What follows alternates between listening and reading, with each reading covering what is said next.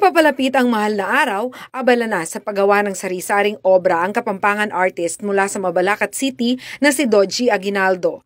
Taon-taon ay iba't ibang uri ng sining ang kanyang inilalabas. Mayroong mga painting ng mga penitensya na tinatawag na magdarami at salibatbat sa Kapampangan. Noong 2022, naging agaw pansin sa harap ng kanilang bahay ang life-size image ng penitensya.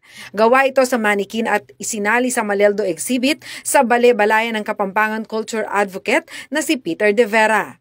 Ngayong taon, mga diorama naman ang naisipang gawin ni Aguinaldo. Ito ay maliit na imahe ng bundok ng Kalbaryo o Golgotha na kilala rin bilang Skull Mountain. Dito ay tinayo ang krus kung saan nakapako si Jesucristo. Gumawa rin siya ng isang kubol kung saan ginagawa ang pabasa. Mayroon din siyang imahe ng 3 krus na gawa mula sa ugat ng kahoy at ang kanyang bersyon ng artist sacrifice. Ito kasing damidal na to, ito yung halos ginagamit ng mga artist pag nag-illustrate para makita nila yung mga proportion. Ngayon, dahil meron na akong bago na maliit, ginawa ko na siyang ganito. Para sa Holy Week din, ipinapakita ko lang dito. Ayan, yung parang nakatali yung mga kamay na wala siyang limitado.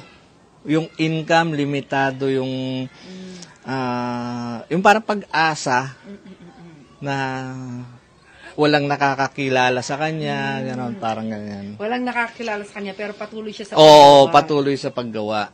Ipinost umano ni Aguinaldo ang kanyang mga obra sa kanyang social media account na nagustuhan naman ng ating mga kababayan. Mayroon na umanong kumuha sa pabasa at bundok Kalbaryo na diorama, kaya ngayon ay muli siyang bumubuo ng bagong obra. Ito yung kung saan yung pinako si Jesus. Ito yung tinatawag na bundok ng mga bungo. Kaya kung mapapansin nyo, may bungo siya pero hindi ko pinapakitang bungo talaga siya. Bali dito kasi yung Kalbaryo ni Jesus nung umakyat siya hanggang doon sa pinako siya doon. Tapos, kung mapapansin nyo, may kuweba rito. Ginawa ko na shortcut para doon siya lilibing. Actually, marami pa. May mga damo-damo pa tayo. Yung mga kulay ng mga lupa. Tapos palilitawin ko pa yung mga parang mga bato-bato. Nagtatrabaho si Aguinaldo sa Mabalacat City College, ngunit gumagawa siya ng mga artwork sa kanyang libreng mga oras. Nakahiligan daw niya ang paggawa ng sining batay sa nalalapit na okasyon tulad ng mahal na araw. Gumagamit umano siya ng samut-saring mga bagay na makikita sa kanyang paligid. Yung 3 cross naman to, na ugat siya ng isang halaman. Actually, baliktad to eh. Hindi naman siya ganyan eh. Ganyan siya. Tapos ugat. Ngayon, pinutol-putol ko siya. Ginawa ko na siya. Bali, 3 cross, parang ganyan ang harap niyan. Mayroon na rin siyang natapos na diorama ng isang tradisyonal na bahay kubo ng mga Pilipino. Ang bubong nito ay gawa sa balat ng puno ng saging, habang kawayan naman ang iba pang bahagi.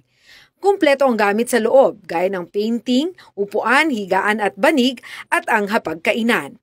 Sa ibaba ay makikita ang isang balon, gareta, palikuran, lutuan at maging ang sibakan ng kahoy at iba pang detalye na mabusising ginawa ng malikhaing mga kamay ni Aguinaldo.